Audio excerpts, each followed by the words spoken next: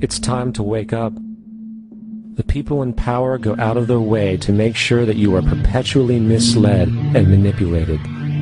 The majority's perception of reality, especially in the political arena, is not their own. It is shrewdly imposed upon them without them even knowing it. For example, the public at large actually believes the invasion of Iraq is going badly, as sectarian violence doesn't seem to stop. What the public fails to see is that the destabilization of Iraq is exactly what the people behind the government want. This war is to be sustained so the region can be divided up, domination of the oil maintained, continual profits reaped for the defense contractors, and most importantly, permanent military bases established to be used as a launching pad against other oil-bearing, non-conforming countries such as Iran and Syria. For further implication that the civil war and destabilization is purely intentional, in 2005, 2 elite British SAS officers were arrested by Iraqi police after being caught driving around in their car shooting at civilians while dressed up as Arabs.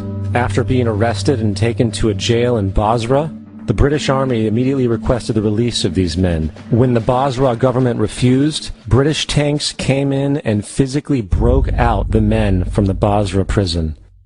If you wish to destroy an area, how do you do it? Well, there are 2 ways. You can go in there and bomb it and so forth, but that is not very efficient. What you do is you try to get the people in that area to kill each other and to destroy their own territory, their own farms. And that's what's been done in that area. The way in which you destroy an opponent is get him to destroy himself by dividing his ranks against one another. Then you feed both sides. You have agents feeding both sides, inflaming both sides, and they kill each other off. And it's time that some of us woke up to this reality, to understand that people who try to maintain empires and create empires do it by manipulating the people they're trying to conquer. You might want to ask yourself why the entire culture is utterly saturated with mass media entertainment from all sides, while the educational system in America continues its stupefying downward slide since the U.S. government decided to take over and subsidize the public school system. What your government pays for, it gets. When we understand that, then we look at government-financed institutions of education and see the kind of students and the kind of education that's being turned out by these government-financed schools. Logic will tell you that if what is being turned out in those schools was not in accord with what the state and the federal government wanted, then it would change it. The bottom line is that the government is getting what they have ordered. They do not want your children to be educated. They do not want you to think too much. That is why our country and our world has become so proliferated with entertainments, mass media, television shows, amusement parks, drugs, alcohol, and every kind of entertainment to keep the human mind entertained, so that you don't get in the way of important people by doing too much thinking. You had better wake up and understand that there are people who are guiding your life and you don't even know it. We're in a lot of trouble because you people and 62 million other Americans are listening to me right now, because less than 3% of you people read books. Because less than 15% of you read newspapers. Because the only truth you know is what you get over this tube. Right now, there is an entire generation that never knew anything that didn't come out of this tube. This tube is the gospel, the ultimate revelation. This tube can make or break presidents, popes, prime ministers. This tube is the most awesome goddamn force in the whole godless world. And woe is us if it ever falls into the hands of the wrong people. And when the largest company in the world controls the most awesome goddamn propaganda force in the whole godless world, who knows what shit will be peddled for truth on this network. So you listen to me. Listen to me. Television is not the truth. Television is a goddamn amusement park. Television is a circus, a carnival, a traveling troupe of acrobats, storytellers, dancers, singers, jugglers, sideshow freaks, lion tamers, and football players. We're in the boredom-killing business. But you people sit there day after day, night after night, all ages, colors, creeds.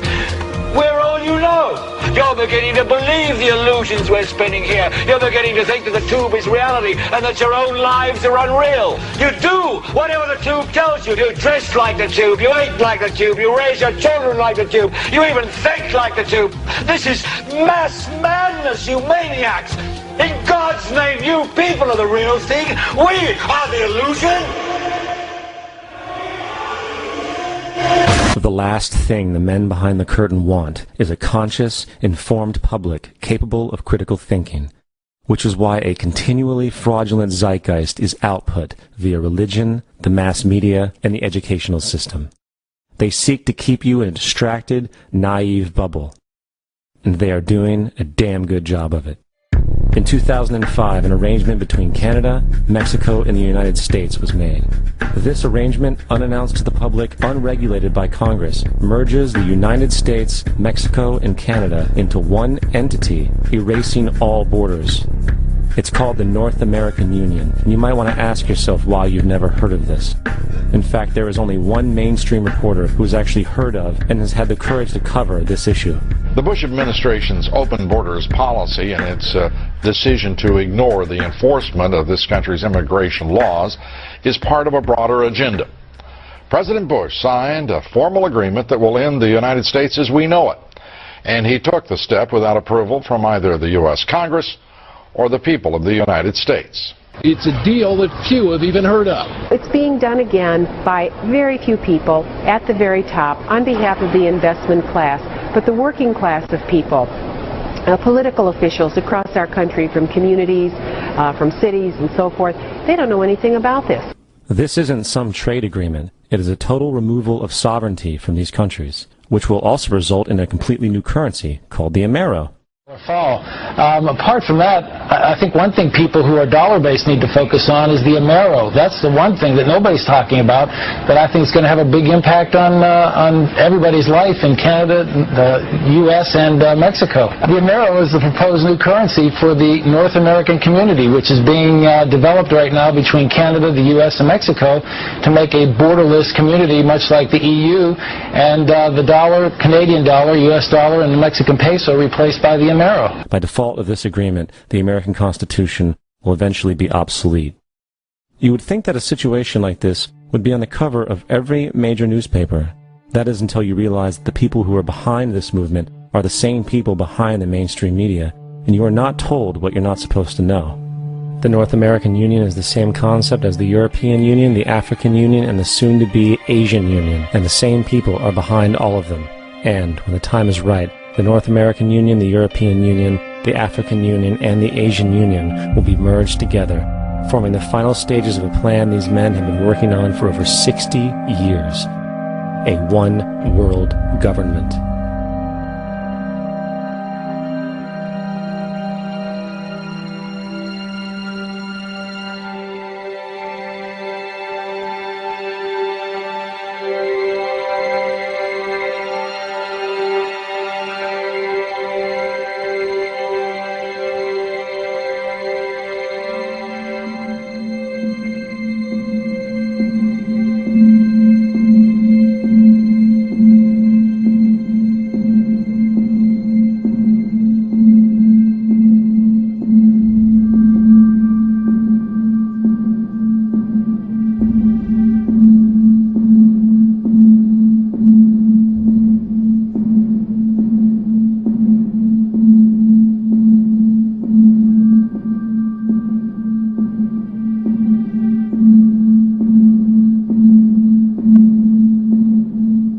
One bank, one army, one center of power. And if we have learned anything from history, it is that power corrupts, and absolute power corrupts absolutely. This is Aaron Russo, a filmmaker and former politician. To his left is Nicholas Rockefeller of the infamous Rockefeller banking and business dynasty. After maintaining a close friendship with Nicholas Rockefeller, Aaron eventually ended the relationship, appalled by what he had learned about the Rockefellers and their ambitions.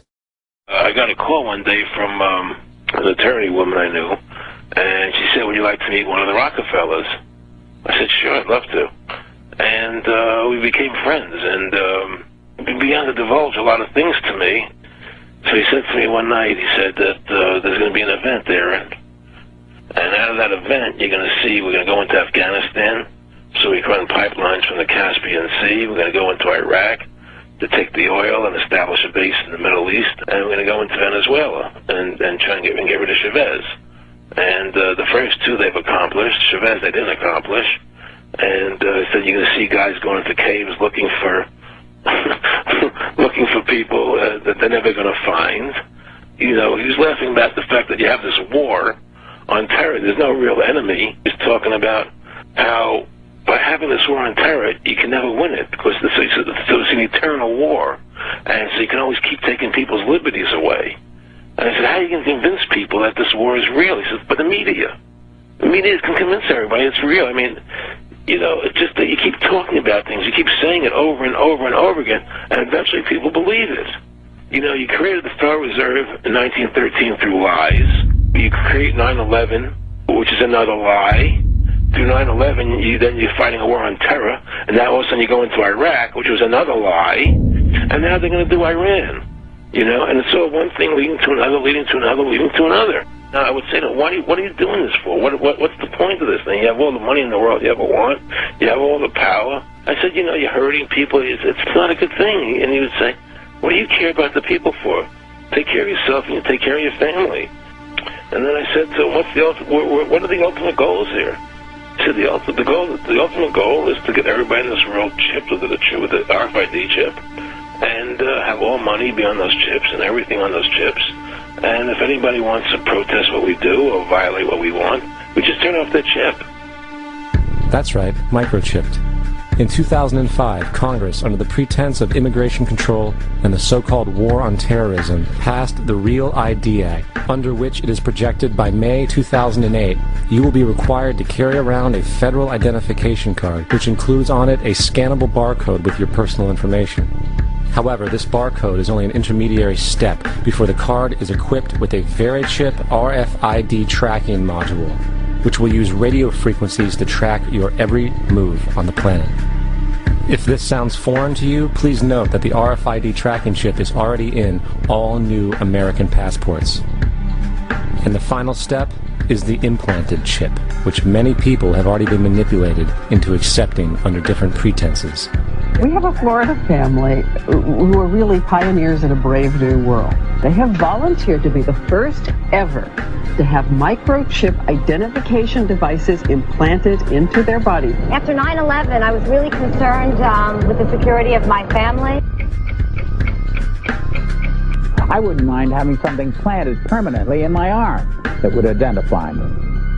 In the end, everybody will be locked into a monitored control grid where every single action you perform is documented. And if you get out of line, they can just turn off your chip, for at that point in time, every single aspect of society will revolve around interactions with the chips. This is the picture that is painted for the future if you open your eyes to see it. A centralized one-world economy where everyone's moves and everyone's transactions are tracked and monitored, all rights removed. The most incredible aspect of all.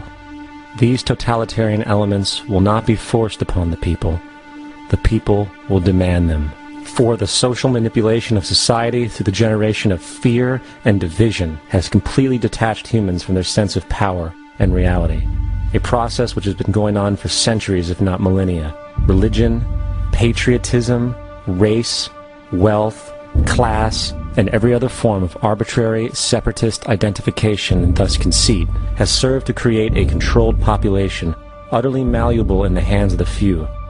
Divide and conquer is the motto, and as long as people continue to see themselves as separate from everything else, they lend themselves to being completely enslaved.